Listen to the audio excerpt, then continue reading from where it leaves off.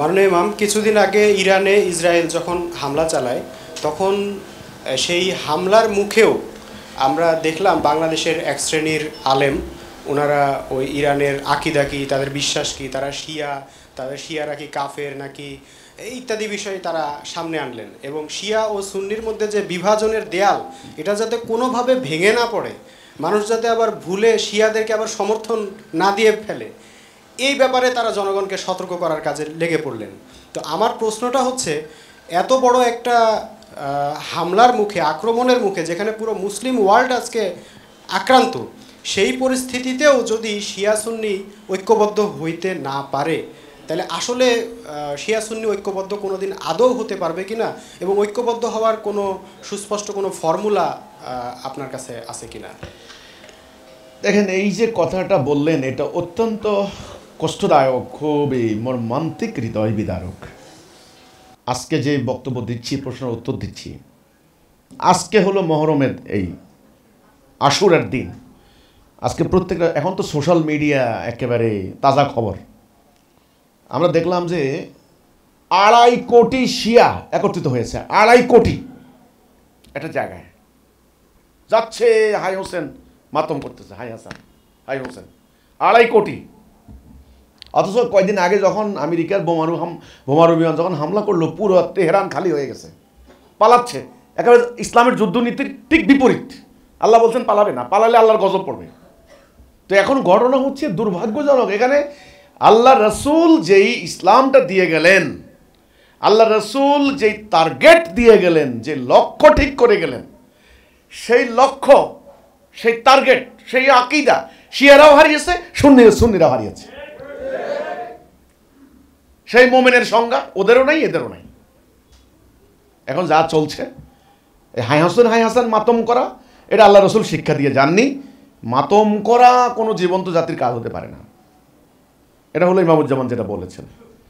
এখন আপনার প্রশ্নের উত্তর হলো, এই ভয়াবহ হামলার মুখেও তারা শিয়া সুন্নির এই বিভেদ বলতে পারলো না।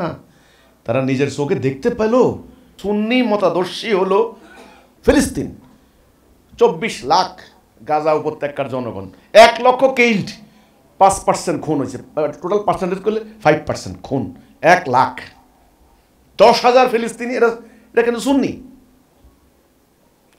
মানে প্যালেস্টাইনের। এরা এমনভাবে মানে চাপা পড়েছে, এদের উদ্ধার করার কোনো উপায় নাই। একেবারে লাশের গন্ধে যাওয়ার মতো। 100% বাড়িঘর শেষ, শিক্ষা প্রতিষ্ঠান শেষ। এবার আজকের পত্রিকার রিপোর্ট, 750 মানুষ ত্রাণ শিবিরে ত্রাণের জন্য গিয়েছিল, সেখানে তাদেরকে গুলি করে হত্যা করেছে। প্রতিদিন 70-80 জন করে মেরেছে। তো শিয়ারা কি করেছে? হ্যাঁ, শিয়ারাদের ওই যে হিজবুল্লাহ গেরিলা, ওরা ওই যে ওখান থেকে 2-1টা শু করে মিসাইল মেরেছে। এগুলো কি হয়েছে আল্লাহ জানে। এরা কিন্তু সৌদি আরব নীরব, সুন্নি, মিশর সুন্নি নীরব, জর্ডান সুন্নি নীরব, লেবানন সুন্নি নীরব, এগুলো সব রাষ্ট্র না। ইরাক সুন্নি নীরব, সিরিয়ার এখন যারা এই যে হায়াত তাহরির বলে, এরা তো একেবারে চরম সুন্নি, গরম সুন্নি আছে, কিন্তু আমাদের এই হবিগঞ্জে আছে গরম সুন্নি। এত গরম সুন্নি, চরম সুন্নি। এরা বলে কি আমরা ইসরায়েলের সঙ্গে কাজ করব। এবার ওরা হামলা সুন্নি সাইজ হয়ে গেল, এবার শিয়া। তো আমেরিকার কাছে শিয়া সুন্নির কোনো ডিফারেন্স নাই। ইসরায়েলের কাছে এরা সব মুসলমান, এরা আল্লাহ বিশ্বাস করে, এরা নামাজ পড়ে, এরা নবীকে নবী মানে, বাস। আমেরিকার কাছে কেরা শিয়া কেরা সুন্নি এর দেখার বিষয় না। আমেরিকা বা ইসলামের যারা প্রতিপক্ষ আজকে, ওয়েস্টার্ন সিভিলাইজেশন বলেন, তারা আজকে মনে করেন এদের তেল সম্পদ দরকার, লুট করবে, এদের গোলাম বানানো দরকার, গোলাম বানাবে। এরা আল্লাহর বিধান মানবে না, এরা ব্রিটিশের বিধান মানতে হবে, গণতন্ত্র মানতে হবে, ইত্যাদি ইত্যাদি। আর এরা বসে আছে কেরা সুন্নি কেরা শিয়া, কেরা নামাজ 3 ওয়াক্ত, কেরা নামাজ 2 ওয়াক্ত, হ্যাঁ, কেরা আলীরে খলিফা মনে করে, আর কেরা আবু বকরকে খলিফা মনে। এগুলো আছে এরা নিয়া। মাওলা আলী, এরা আছে মাওলা আলী, মৌলানা, প্রভু আলী, প্রভু হয়ে গেছে মাওলা আলী। তো এই আপনার পাক পাঞ্জাতন নাকি 4 খলিফা, এগুলা নিয়ে তো আপনারা মত মারামারি করছেন। এগুলো ওদের কোনো মাথা ব্যথা নাই কিন্তু। সেজন্য আমার কথা হলো, আসলে দুঃখজনক, দুর্ভাগ্যজনক, এরা ঐক্যবদ্ধ হবে না। মৃত্যু এদের অবধারিত, ঐক্যবদ্ধ হবে না, আশা করা যায় না। তবে এবার বলছেন ফর্মুলা কি? এই ফর্মুলাটা আমি বলি। ফর্মুলা হলো, আল্লাহর কোরআন তো হক। আল্লাহর কোরআনে কোনো মিথ্যা আছে? নো। আল্লাহ সৃষ্টির শুরুতেই ইবলিস যখন চ্যালেঞ্জ দিয়েছিল যে তোমার অধিকাংশ বান্দাকে আমি নিয়ে যাব, আল্লাহ বলছেন আমার মোখলেস বান্দাদের উপর তোর কোনো কর্তৃত্ব থাকবে না। তাইলে মোখলেস একদল বান্দা থাকবে। আল্লাহ বলছেন মানুষ দুই প্রকার, মোমেন আর কাফের।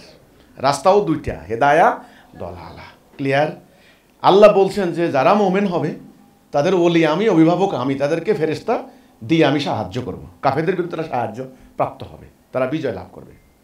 তো ফর্মুলা হলো ঠিক আজকের মতো অবস্থা, মক্কার এই গোত্রে গোত্রে মারামারি, হানাহানি, ওরাও কিন্তু আল্লাহ বিশ্বাস করতো, ওই বিভিন্ন গোত্রে খুনাখুনি করতো। বাট ইব্রাহিম আলাইহিস সালাম তাদের নবী, তারা দ্বীনে হানিফের অনুসারী, এ তারা বিশ্বাস করতো।